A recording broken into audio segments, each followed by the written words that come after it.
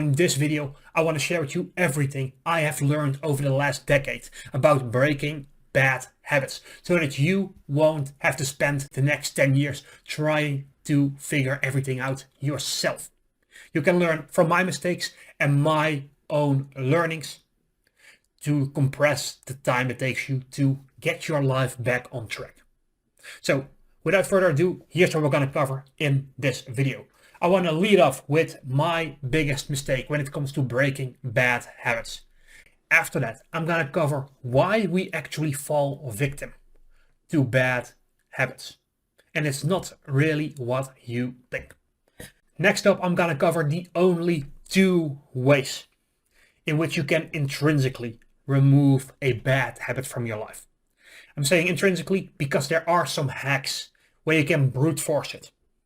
But most of the time, those are not sustainable for years or even the rest of your life. Next, I want to talk about why beating yourself up does not work. Because so many people think that if you're being hard on yourself, if you beat yourself up all the time because you didn't do the things you were supposed to do and you fell victim to a bad habit, that is going to help. I'm going to make the case why it absolutely does not, and it only makes things go downhill. So you don't really want that. After that, I'm going to give you the ultimate hack you can use to make quick changes in your life. After that, I'm going to talk about the concept that I call the scales of motivation and how to trap yourself into the right behavior so that the wrong behavior, the bad habit that you're trying to get rid of, becomes, I would say, almost impossible to do when you get this right. And finally, I'm going to talk about the 2 main levers you can use today to brute force a bad habit in your life and reinforce a more positive, good habit. So that's the agenda for this video. And if you're wondering why my face is all red, haters would say I got a sunburn, but in reality, I am just blushing because I'm happy you're here and I'm excited to share with you my lessons learned over the last decade. So in case you don't know me, my name is Michael and I used to be like a huge ass loser. I had no social skills, I had no discipline, no willpower, no self-esteem, no confidence. I was depressed, I was anxious, and I built myself up in every realm of being a human being. So what I want to do with this channel is to share those lessons that I had to learn the hard way. I want to be the kind of mentor that I didn't have when I was trying to figure everything out on my own. So if you need someone like that in your life, go ahead, subscribe to this channel, give this video a quick like, and let's dive right on in. So back in the days, my biggest mistake about breaking a bad habit was the following. I was very good at identifying what action I wanted to eliminate. But then the mistake I made was that I tried to take that thing and toss it out of the window. So for example, I would delete all of the distracting apps from my phone. And what happened is that I found myself spending more time playing video games or watching more videos on YouTube. And so I didn't eliminate the bad habit from my life. I replaced one bad habit with another bad habit. And that's something that often happens with a lot of people. This is what I call the void. Because think about this. Let's say your bad habit is that you're spending 2-3 hours doom scrolling on your phone. Guess what happens when you eliminate that habit successfully? Now you have 2 or 3 hours in your day where you're like, well, what the fuck do I do now with my time? You have left behind a void, a black hole, if you will. And if you know anything about space, a black hole sucks in everything around it. So when you have a time of a few hours in your day, or a time when you're completely bored, or where you don't know what to do, your mind wants to fill that void. And if you don't deliberately fill that void with something that is beneficial, with something that brings you joy, with something that you think is a good way to fill that time, your mind is going to automatically look for something to fill that void with. And when your mind does that automatically, so to speak, it is going to pick whatever is most fun and easiest in the moment, rather than what is good for you long term. And that's the reason why people try to toss things out of the window. And then another thing comes flying in through the open door. And so the number one mistake I made was that I tried to eliminate a bad habit rather than replace it with something better. That is the crucial thing. And if you take nothing else from this video, let it be this. If you want to get rid of a bad habit, find something else that makes up for it, rather than just trying to cold turkey it and just eliminate it that way. Because that latter method, it does not work. So with that said, why do we even have bad habits in the first place? And that is the reason, because behind every negative interaction, there is a positive intent. So to illustrate this point, let me share about, let's pick smoking, for example. Objectively speaking, it is not a good habit. It is terrible for your health, yet millions upon millions of people smoke every single day. Why is that? It's actually very difficult to begin a habit of smoking, because every instinct of your being does not want to inhale poisonous smoke. And so your natural instinct is to resist it and to not smoke. However, there are other factors at play. So for example, the positive intent behind smoking could be fitting in. If you were a teenager and people around you are smoking, they're like, yeah, here, try it. You would feel like a wuss if you didn't take it and didn't try it. So it's a sense of belonging. That could be a positive intent. Another example could be when someone is a bit older and they have a stressful job. Smoking can be a way to get those 5 minutes away from the computer screen, away from the stressful situation, and get a bit of a relief. So smoking has the positive intent in that case, that it relieves anxiety from a stressful situation. And so two of the main culprits behind bad habits are boredom as well as stress. So for example, with boredom, you can think about scrolling on your phone, watching Netflix all day, playing video games, just doing anything to distract yourself. And one way to crystallize this is, I want to ask you, when was the last time you actually sat by yourself with no distractions? Not your phone, not some computer, not even a book to read, not an activity you're doing. When was the last time you just sat there? Just like that, and you were alone with your thoughts. Can you even remember the last time that happened? Probably, for most people, they cannot. And the reason is that we have our habits, both good and bad, in part because we want to run away from certain things that we don't want to think about, don't want to feel. So that's a major cause of bad habits. In those moments where you're like, I'm so bored, I don't know what to do, your mind's going to be like, gotcha. I don't want to spend this time just running around in my own head. So let's just go and watch Netflix. That's how your mind makes things up in a negative way. The other one, major cause, is stress. So to go back to the example of smoking, it is evolutionarily based that if you're having something in your mouth, like you're chewing, for example, or you're doing this when you're smoking, that literally calms us down.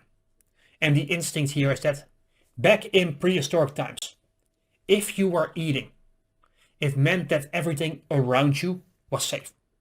Because if you just went and ate when there was a saber-toothed tiger around you, you would end up very much dead.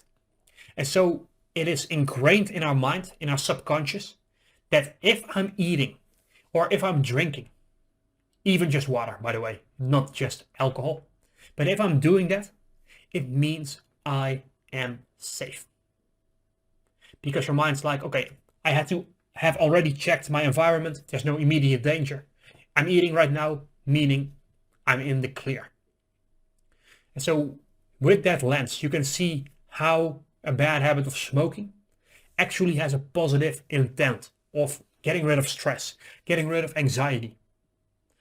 The downside, of course, is that in the long run, it completely messes up our health. So keep those in mind. Those are the real culprits behind bad habits. Of course, there are more than just boredom and stress. But realize that behind every bad habit, there is a good intention. There is a trigger. There is something that makes us feel like, I kind of need to do this thing. The bad habit is absolutely not the problem. It is the symptom of a problem. And with that said, let's move into the two main ways in which you can eliminate a bad habit from your life. There are two ways to do this intrinsically, and a few hacks which I'll cover later on in this video about how to brute force it, which is not usually sustainable long term. So the two main ways of eliminating a bad habit are to either eliminate the trigger or to replace the bad habit with something more positive. So first of all, let me give you a few examples of eliminating a trigger to eliminate a bad habit. Let's say that on your desk you have a bowl of cookies. Chances are you're going to eat a lot of cookies because they are within hand's reach and they are in your sight all the time. Realize that a lot of your bad habits, they stem from your eyes and your ears. Because maybe you have had the experience where you're in a supermarket. You're just strolling with your cart, and then suddenly as you look down, there's cookies, there's ice cream, there's chips, there's candy, and there's all of these bad foods, so to speak. And you didn't even realize you were like buying them until you saw them in the aisle, until you saw the huge stand in the middle of the store with those items in it. And that created the craving for them. And so the reason why I call this a trigger is because it's something that happens around you in your environment that causes the bad behavior. The thing in your environment is the trigger that leads to the bad behavior. So when you can eliminate that, when you can get the bowl of cookies out of your sight, you will eat less of them. And the effect of your bad habit is going to be reduced. Another thing would be if you're on your phone and it buzzes or it makes a sound from the notification. That often triggers us to drop whatever work we're doing, pick it up and look at it, right? That's the FOMO attached to it. But what if you just eliminated those notifications from your phone and you didn't even hear it buzz or hear the ringtone? Now the thing that distracts you from your work, the bad habit of constantly being on your phone, the trigger that makes you want to do that in the first place, is now either gone or you will get fewer triggers like that. If you notice that you're spending a lot of money, for example, on Starbucks, maybe the reason could be that on your way to a friend, your work, a route you take when you're walking your dog, there's a Starbucks right there. And you notice that every time you walk by it, you get that craving to get your coffee or your donuts or whatever you buy there. What if you took a different route to work?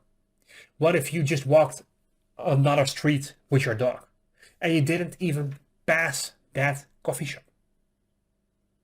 Then the trigger for it would be gone, right? And you would find yourself to be automatically not buying as many of them. And fun fact, in the Netherlands, the word coffee shop has a completely different meaning because that's where you buy your weed in the Netherlands. So as a funny side note, like a decade ago, I was in the United States for a marketing conference, and we were just walking over to go to the hotel room where the event was being held. We had like 5 minutes or 10 minutes to spare. And so a friend of mine said, you know what? There's a coffee shop in the hotel. Want to go there first before going there? And I looked at him like, what the hell? We're at a marketing event. Why do you want to get stoned? And he's like, well, no, I want to get a coffee. And I'm like, oh, right. Not everyone in the world has the same definition of a coffee shop as we do in the Netherlands. So I thought that was kind of funny. A bit of a confusion in our language. But anyway, like moving on from that. If you can, eliminating the trigger, eliminating the cause of a bad habit is always gonna be the best way to approach it. Because if you remove the impulse, you don't need the bad behavior in the first place. Because the truth is, most of the time it's just a coping mechanism. So if you don't have anything you need to cope with, or you need to deal with, you don't need the behavior in the first place, and your mind is not gonna resort to it. But there are times when that's just not possible. Like I gave with the example of smoking. When you do that when you're stressed, you cannot eliminate stress from your life. It is absolutely fucking impossible. No matter how well you do, there's always going to be a next level, a next thing that gives you stress, that gives you anxiety, and that you need to deal with. So stress is always going to be there. How do you deal with that bad habit now? And the answer is you replace it with something else. So as an example, a lot of people smoke because it relieves stress. However, chewing gum, that literally has the same calming effect because of what I shared before in this video, where it's an evolutionary impulse that says, if I'm chewing, if I'm smoking, that means I've got to be safe, because I wouldn't do that activity if I was in a dangerous situation. And so literally, if you can buy chewing gum and have it nearby whenever you feel stressed or anxious, and you use it in that case, you can train yourself to replace the bad habit of smoking with, I'm gonna do and get some chewing gum. Now you're taking one coping mechanism and you're eliminating it. You're eliminating your bad habit by replacing it with something that has the same calming effect, but is not as disastrous for you long term. Another example would be if you're constantly finding yourself scrolling on your phone because you're bored. What if you replaced it with, I'm just gonna watch an educational YouTube video, or I'm gonna read a book, or I'm gonna make myself so busy with working on things that actually matter for my life, that help me to move my life forward, to reach my goals. What if every time you got the impulse of, I'm so bored, you know what? Let me go ahead and open this book and read. Let me go and learn something. That still satisfies the urge of, I'm bored, I need to do something. But it's not something that takes you down this rabbit hole, that moves your life backwards from where you want to go. It's the same kind of thing where you can't eliminate the source, but you can choose a different reaction to that stimulus. It is a very powerful concept. And if you do either of these two things, you will find that it's way easier to get rid of bad habits and instead replace them with something better. So next up, let's talk about a huge myth around breaking bad habits. And that is that if you beat yourself up, you will do better. That is just not the case for most people. In some cases, for some people, that might actually work tremendously well. However, for a lot of people, it does not. And the reason for that is the following. If you want to start a side hustle, for example, when are you going to put in more work? When you feel confident about yourself and your abilities, or when you feel insecure? If you want to get a girlfriend and approach some girls, do you make more approaches when you feel confident about yourself or when you feel insecure? If you want to go to the gym, who goes more often? The one who feels like it's an important thing to do, or the one who feels ashamed about himself and tries to go as a way to make up for that? In all of these cases, it highlights the problem that if you beat yourself up all the time, you lower your confidence, you lower your self-image. Because if you tell yourself after falling victim to a bad habit, oh, I'm so stupid, I'm just a dumbass, I can never do anything right. Guess what you do to your mind? You tell yourself that I can never do things right. And your mind makes that a part of your identity over time. It's a bit by a bit by a bit. But the more you keep pushing yourself down, the more you keep saying, I can never do this, I'm such an idiot, the more your mind says, an idiot, that's who I am. And it becomes part of your identity. And once you make something part of who you are, your mind tries to say consistent, congruent with that identity you have given yourself. So when you tell yourself, oh, I'm such a loser who always falls victim to bad habits, your mind says, gotcha, that's who we are. So I'm gonna always fall victim to bad habits because I'm a loser. And so instead of beating yourself up, what you want to do is you want to be stern on yourself. You want to tell yourself, no, not Netflix. We're gonna go to the gym right now. You want to have that pressure on yourself. But then if things don't work out the way you want it, you don't beat yourself up. You're gonna say, you know what? Right now, I have a chance to do better. You're always future oriented rather than beating yourself up for what happened in the past, because you cannot change it anymore. One of the reasons I have this poster behind me is to remind myself that some things are outside of my control, including what the past me did.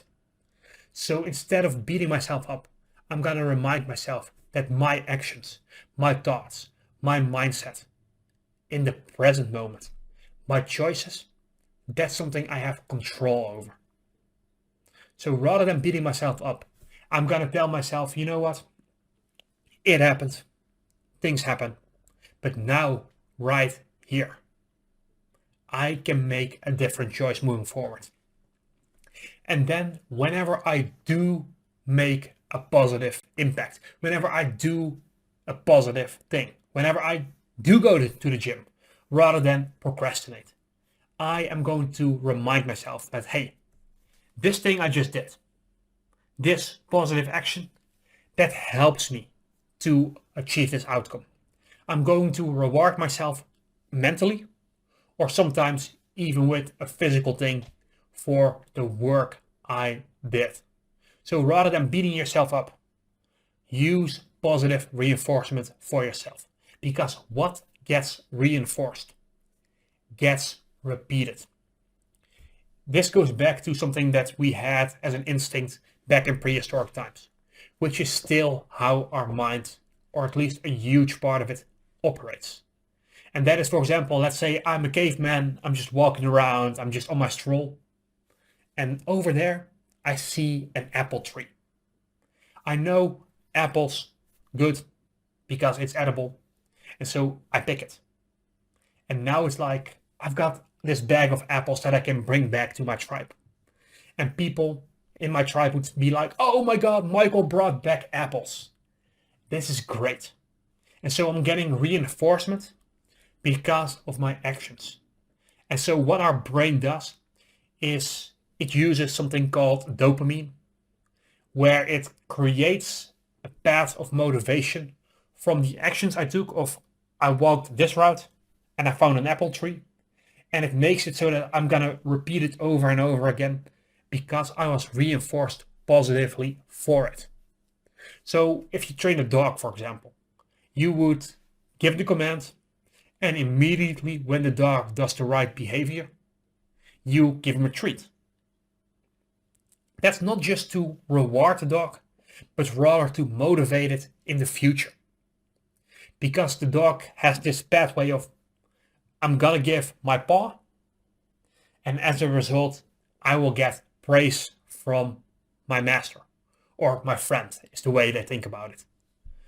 And of course, they get the reward in terms of the cookie or the biscuit or whatever you give it. And the more you reinforce it, the more it becomes a new good habit, and the less positive reinforcement you need in terms of the cookie, the biscuit.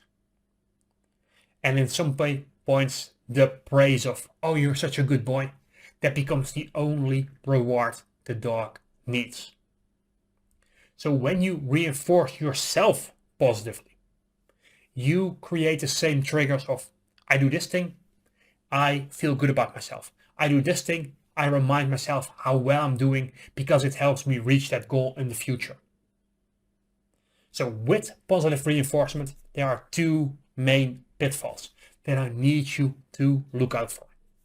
Number one, when you give yourself something physical, when you say, for example, I went to the gym today, so I deserve some ice cream right now. Be very careful with giving yourself those types of positive reinforcement and rewards.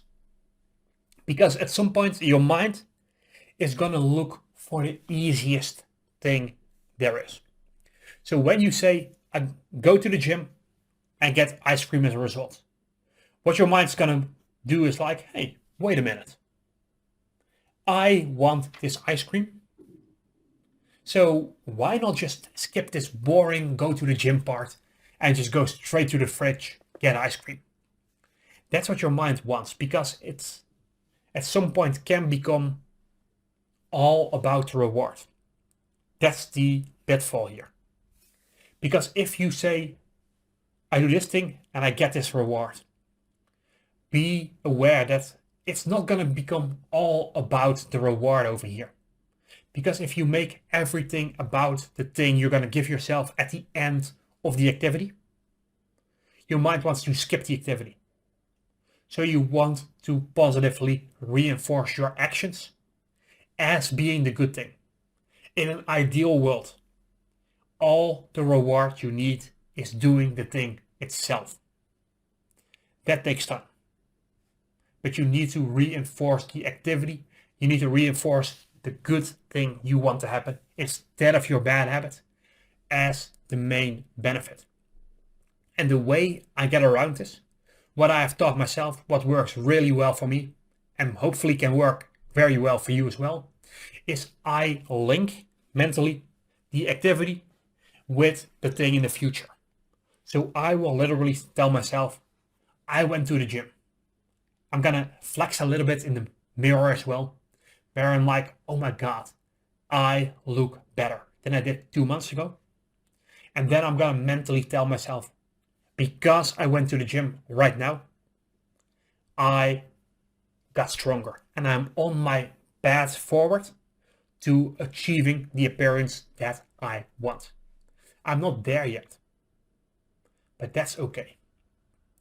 And that also is the second major pitfall. And that is, think about your goals right now. You probably have big things that you want to achieve, because otherwise you wouldn't be watching a video on how you can improve yourself, how you can eliminate bad habits so that you can get the things done that you actually want to achieve. You wouldn't be here if it wasn't for the reason that you have bigger ambitions than your current life. That is both a blessing as well as a curse. Because if you have huge ambitions, that takes time. If we take getting in a great physical shape as an example, you do the work here and here and here and here and here and here. And then 6 months or 12 months or 24 months down the line, that's where you actually get the goal. Do you see the issue here? If we go back to our dog training example, for a dog, if you present the reward, the praise or the biscuit, 60 seconds after the dog has done the thing that you want him to do, for example, like shake. If it's 60 seconds later and you now reward the behavior, the dog has no recollection at all of what you're actually reinforcing. And so the thing that you reinforce in that case is the behavior you did just before you praise your dog. For us, of course, that time span between activity and reward is longer. But if the reward is 6 months out or even a couple of days out, our minds find it very difficult to link that this activity I did today is what got me to this thing I want in a year from now. And so, like I shared before, you want to link those two mentally so that you avoid this pitfall of having something that is way out there in the future that you want to achieve, but your mind doesn't really make the connection between your activities right here, right now, today, in the present moment. Like I said, the way to get around this, for me at least, is I tell myself that, hey, this activity helps me get this thing down the line. And it helps shorten this time span between activity and reward. And if you can do that, you will create a positive influence, positive reinforcement, where you can celebrate every step along the way. Look backwards, not always forwards. Meaning, if you are way overweight and you want to get in like a great physical shape, the path ahead of you is very long. However, you can also look back and say, you know what? In the last 3 weeks, I lost 2 pounds. That is great progress. So when you can celebrate every step of your journey, it creates motivation. It creates the sense that you're doing something, that you're moving forward. And when you can see some results, even if it's not that thing far down the line, it motivates us. Because people think that you need to be motivated to make progress. In reality, it's the other way around, where if you see progress, it motivates you to do even more. And it becomes like this domino effect that you can use to move your life ahead, get rid of bad habits, and create good habits instead. So I know this has been a long section, but this is incredibly important, because when I didn't reward myself, when I didn't have that intrinsic motivation of I am doing well here, this action helps me achieve this goal down the line. When I didn't have that, when I didn't reinforce myself, when I didn't celebrate the small victories, I just kept spinning my wheels and I kept going around in circles. I kept moving 2 steps forward, 2 steps back, 2 steps forward, 2 steps back, 2 steps forward, 2 steps back, because I didn't reinforce the right behaviors. So it's incredibly important to do that. Now, let's talk about the ultimate hack you can use to eliminate a bad habit from your life and to instead create more positive habits. I shared before the example of if you have a cookie ball on your desk, you will eat a ton of cookies. However, what if it was a fruit bowl? Chances are you will eat more fruit that way. So the quickest way to change your life is to change your environment, to make changes where the triggers for your bad habits are out of sight and preferably even difficult to do. On the other hand, if you want to have good habits in your life, make them visible so that you get reminded of them constantly and make them easy to do. Those are some of the reasons I have those actually 3 posters behind me. Every time I see them, I get reminded of, you know what? I have a choice right now to make.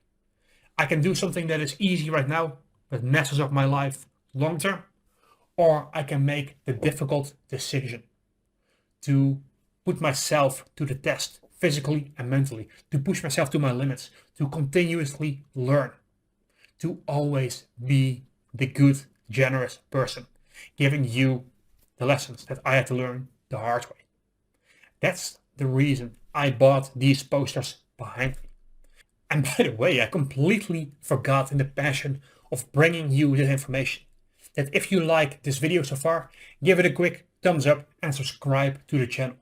These are actions that tremendously help me in bringing this video to more people, just like yourself, so that you don't have to learn these lessons all on your own. So if you want to help with that cause, give the video a quick thumbs up, subscribe for yourself so that you won't miss a future video, and it helps this video get seen by more people. And by the way, if you know people who are in the same boat as you, actually share this video with them. It's a tremendous help. So with that said, I have no clue what I was talking about. I got lost in my train of thought. Oh, right, I remember. If you want to change your habits quickly, change your environment. Make your bad habits disappear by eliminating the triggers visually, auditory, and just don't have any reminders for them in your environment. And in some cases, changing your environment can also mean changing the people you hang around with. Let's say that every Thursday you hang out with a couple of friends, and every Thursday you end up smoking weed, going to McDonald's, and drinking a ton of beer.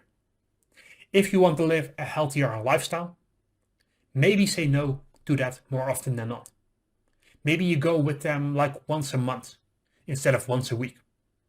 Or maybe you look for friends that instead inspire you, that motivate you to go to the gym, to eat healthy, to have habits where you're just reading and learning and building something productive together. That can be a change of your environment as well, where you eliminate triggers and situations that cause your bad behavior, and instead you make the triggers for your good behavior more visible.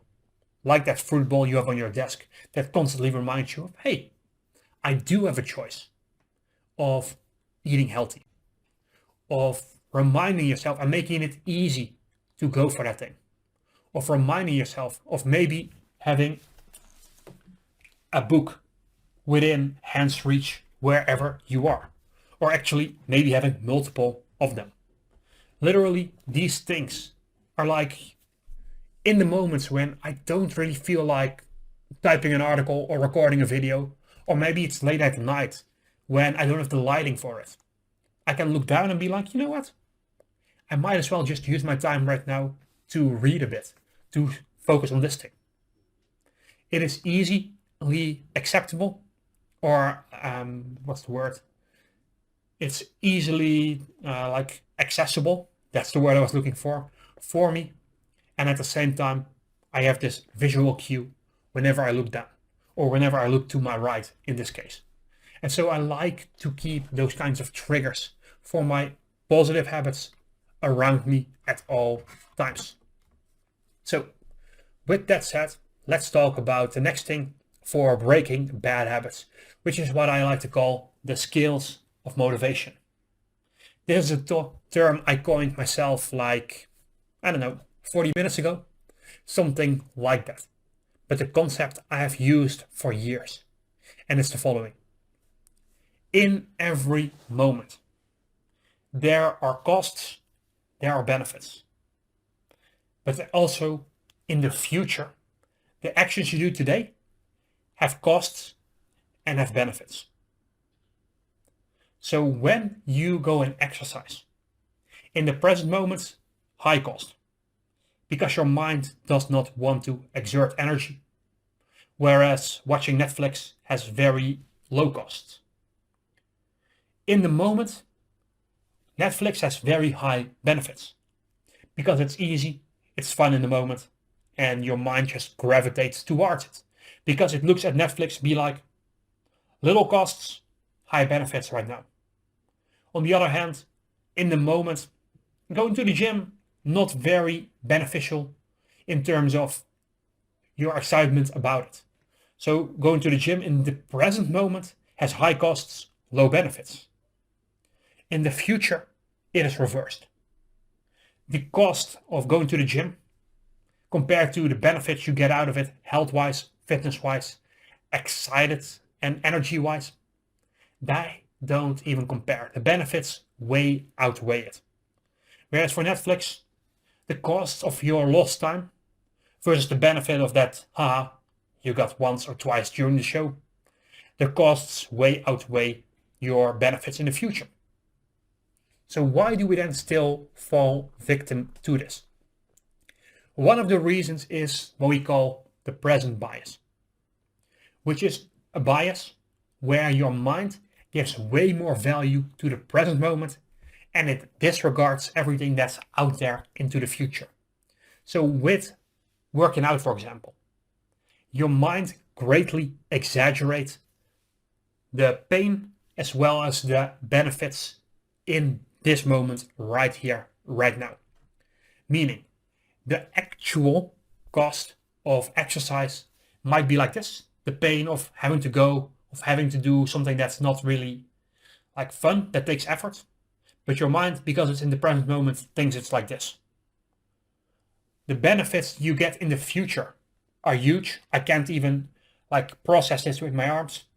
However, because they're in the future, your mind shrinks them down to this. And rather than having this cost and these benefits, your mind thinks it's this cost and these benefits.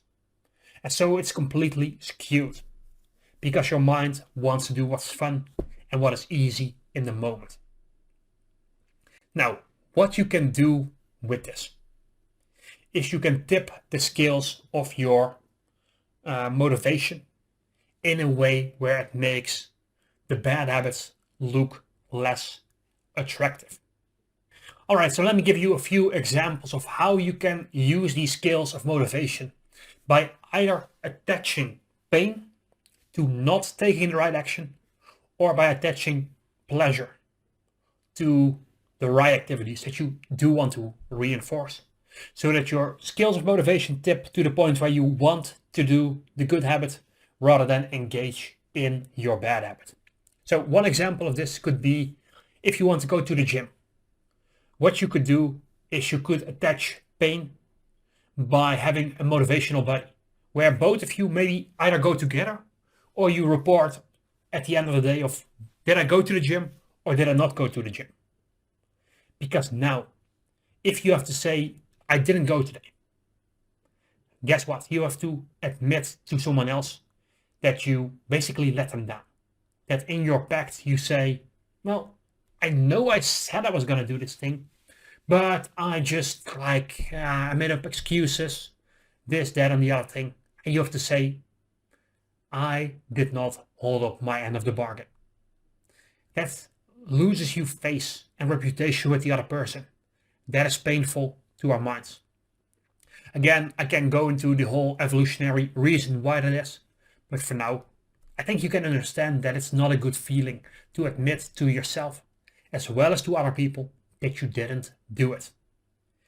Likewise, you could write and keep a sort of journal where you are accountable to yourself. And you can do the same thing.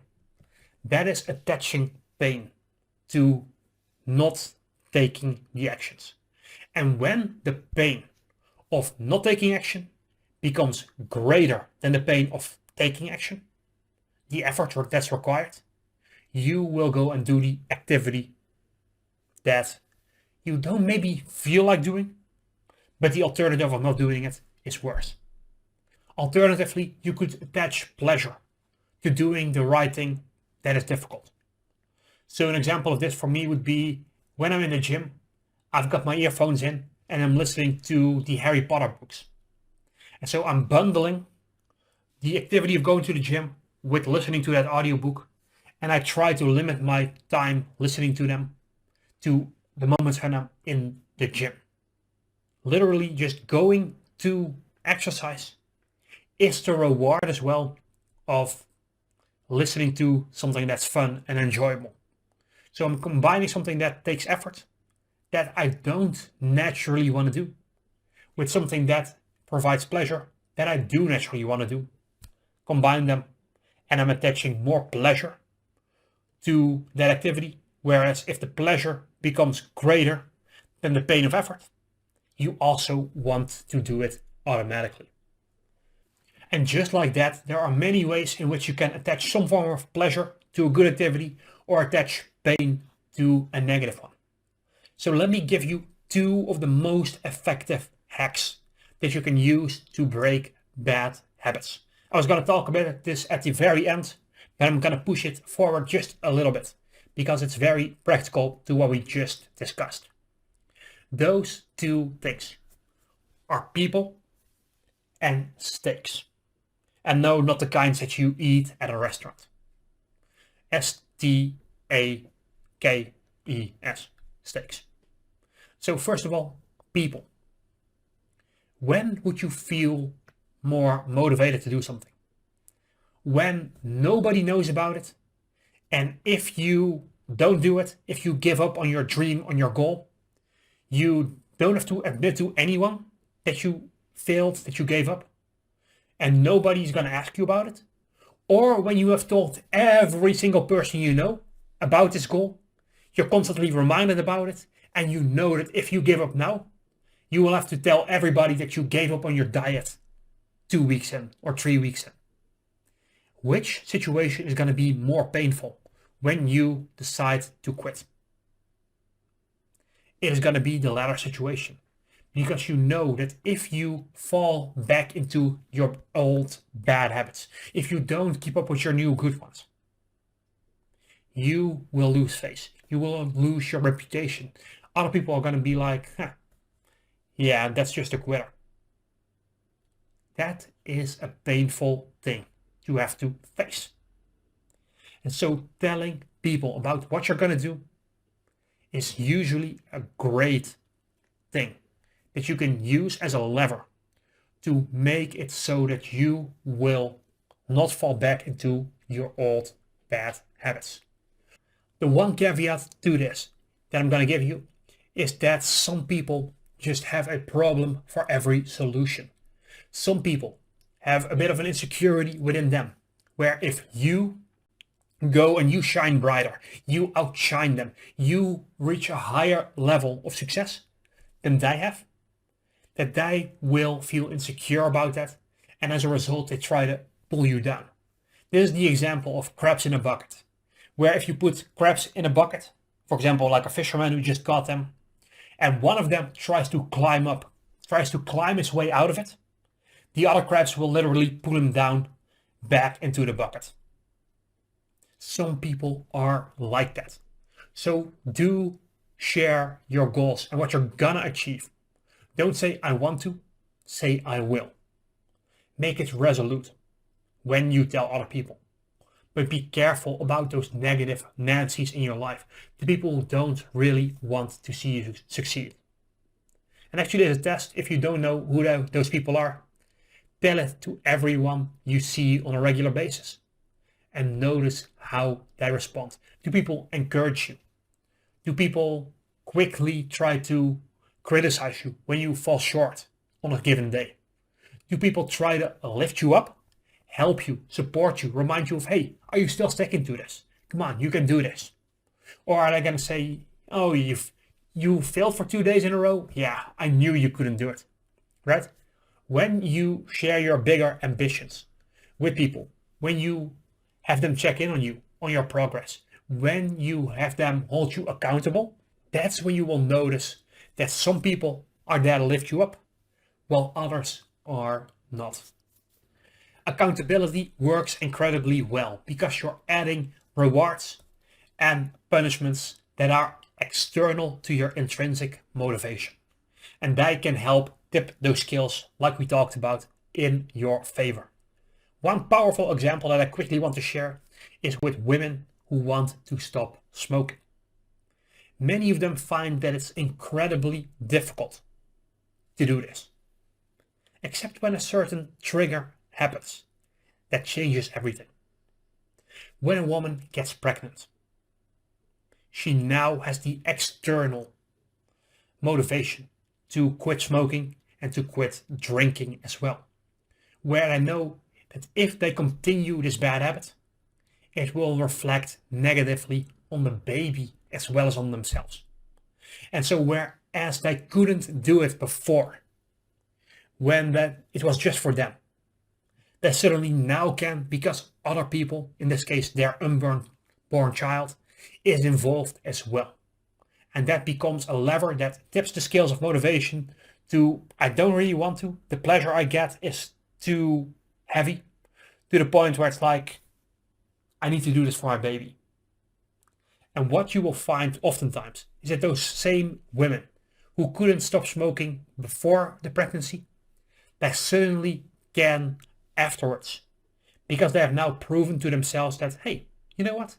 I can do this. Whereas before they were telling themselves, oh, I can never quit because of this reason or that reason. And now they have proof that for 9 months they can quit. And they can use this, like we talked about, as positive reinforcement to stay off this bad habit, even after the pregnancy. So that's just one way in which an external stake, an external reward versus punishment, either socially or monetarily, can greatly help. And so I hinted at this before, but the monetary part of this, the stake as well, that can be a guiding factor to break a bad habit and to replace it with something better. So let me ask you the following question. So let's say that one of your bad habits is that you're always late for everything. What if I told you that I will give you 10,000 euros every time you are on time for something that we agreed upon? Would that influence your behavior? For most people, absolutely yes, it would help them be on time every single time. Maybe they even arrive an hour early and everything. Because there's a huge stake. There's a huge reward for doing that behavior of being on time. And so it wasn't before that you didn't have the ability to be on time. It's just that the reward was not good enough to put in the extra effort, to go above and beyond to make sure that you're on time. And as a result, you might leave at a time where you can be on time, if everything goes smoothly.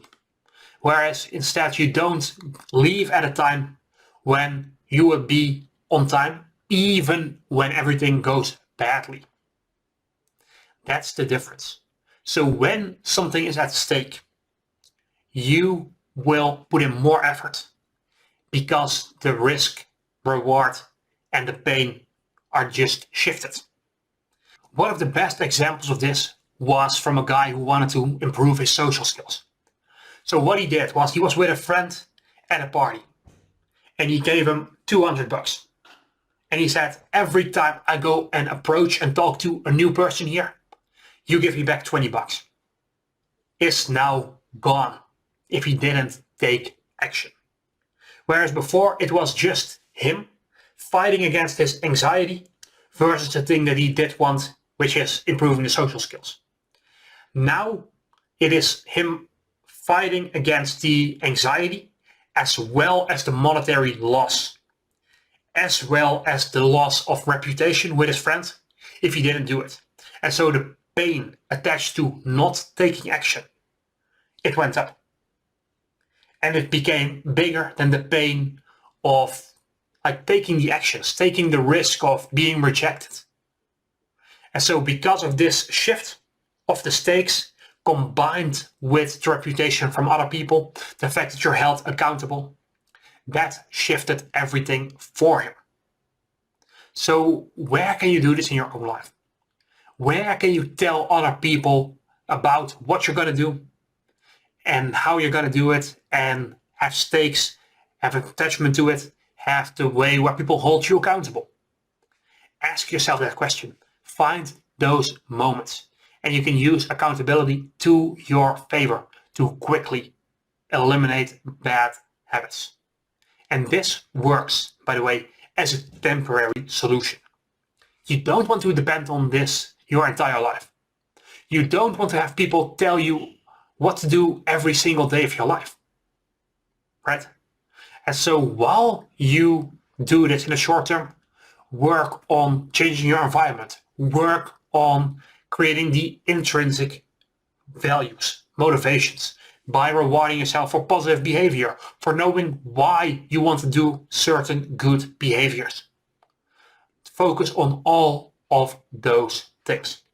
And before I give you the final lesson here, that is incredibly powerful in putting this hack into practice.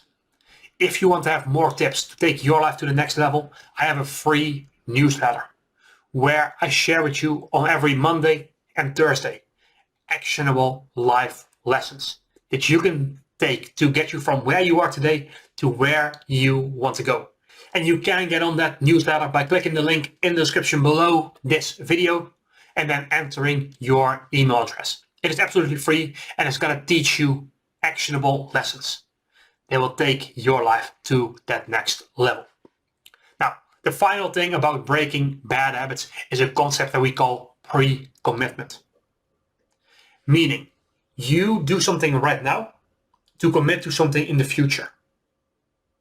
Because the truth is, it is very easy to say, tomorrow I'm going to work out. That is way easier to say than I'm going to work out right now. Because of that present bias we discussed. So what if you said, I commit to something in 3 months of running a half marathon. You commit to it in advance. You then tell your friends and family about it. And maybe you put something on the line where if you don't finish it, you pay a certain amount to them. If you make that agreement now for something in the future, you bypass this present bias. Because you don't have to take the actions right now in this moment, right? That's for future you. But once you use pre-commitment to make it so that you have a commitment in the future, your hands are basically tied. Because if you don't put in the exercise in between now and then, you will lose face. You cannot go back on it. You cannot just back out without any consequences of your reputation, of maybe the fee that you paid, of maybe the money that you paid down as a stake, as a bet that you would run it. And what you do is you make decisions for future you so that your hands are basically just tied behind your back when the time comes to make the decision. Another example of using pre-commitment would be to set up an automatic payment for your investment platform, where literally the day after you get your salary, you automatically deduct the amount that you want to invest. And now because it's automatic, because you have decided at this point for something in the future, it is out of your hands. And when the time comes, you have already trapped yourself in the right behavior. You have already trapped yourself in doing the right thing. Another way of which you can do this would be to tell HR at your company to pay a certain amount of your salary to a different bank account that is purely for investment, where you cannot easily take the money out. You have again trapped yourself into the right behavior. And you do it now for some point in the future. So that it's not present you who faces and suffers the consequences, but it's future you. But then once you get to that future point and it's present you again, your present version of yourself doesn't have a choice.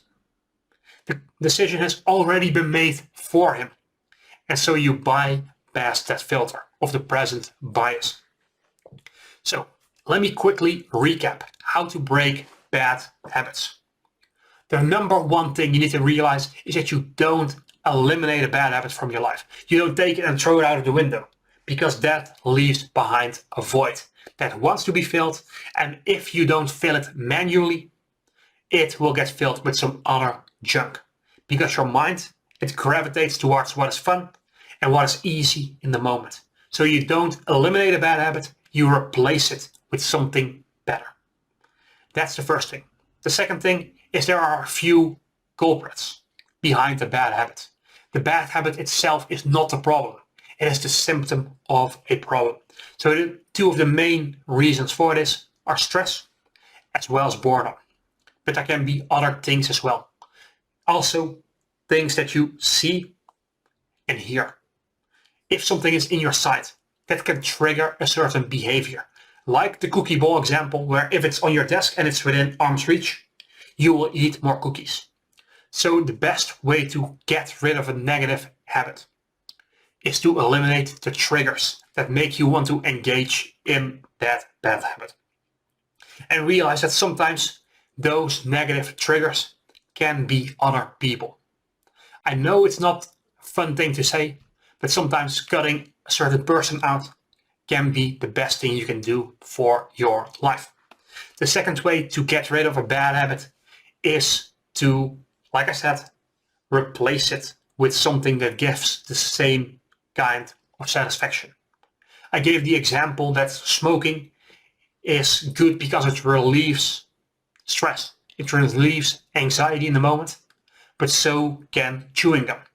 So find something that has the same positive effect, but is not detrimental for you long term. Next up, if you want to break a bad habit, don't beat yourself up all the time. Because when you do that, you lower your confidence, you lower your self-esteem, and you create an identity around you not doing the right things. When you tell yourself, I'm such a loser, it becomes part of who you are. To your mind, it's like, oh, we're a loser. Losers don't exercise. Losers don't work on the passion projects they have for themselves. Losers don't do all of these positive things. And because you beat yourself up, because you call yourself a loser, because you put yourself down all the time, you lack the confidence, you lack the self-esteem, you lack the self-image of someone who does the positive benefits that you want for yourself. You don't go to the gym when you tell yourself, oh, I'm a fat loser. You go to the gym when you tell yourself, I can change, I can become fit, I am someone who values his health. That's when you start going to the gym more often and more often and more often and more often and more often. So don't beat yourself up, but instead reinforce positively the behaviors that you do want to have in your life. Next up, the best hack to change your behavior is to change your environment, to mix it up so that you have a positive environment where the right actions are easy, are visible, and are clear to you. Whereas the behaviors you don't want, the bad habits you want to get rid of, they are not in your sight. You don't get reminded of them all of the time, and they are preferably as difficult to do as humanly possible. So it's very hard to eat junk food when it's not in the house versus when it's right there in your refrigerator, right? That's the difference between not having them visible and not having them easy to do.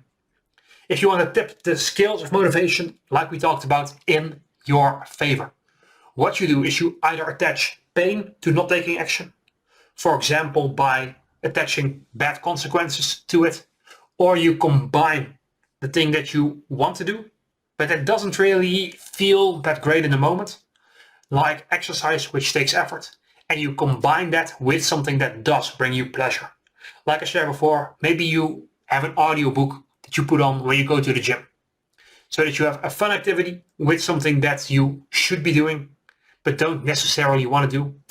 Combine them into something that is more fun, because once the fun is bigger than the effort, that's the pain, you will take action.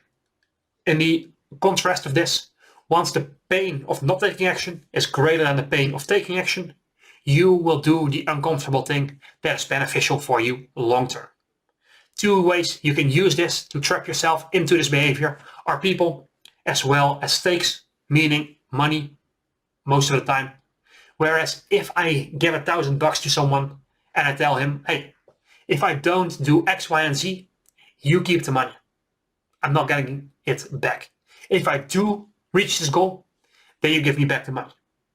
Now you have someone who's going to hold you accountable. Now you have someone who will call you out on your bullshit if you don't go through with it. And now you have something else that is extrinsic rather than just your intrinsic motivation. And that also stacks those skills in your favor so that you're more likely to do the right behaviors, so that you break your bad habits, so that you will reach your goals. Now, if you made it all the way to the end of this video, I commend you, because so many people have the attention span of a fucking goldfish.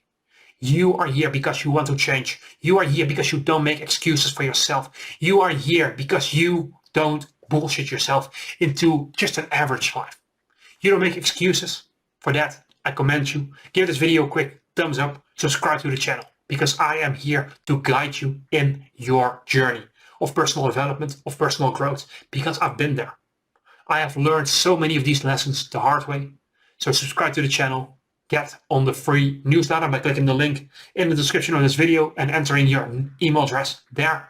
And I will see you in the next video or in that next newsletter.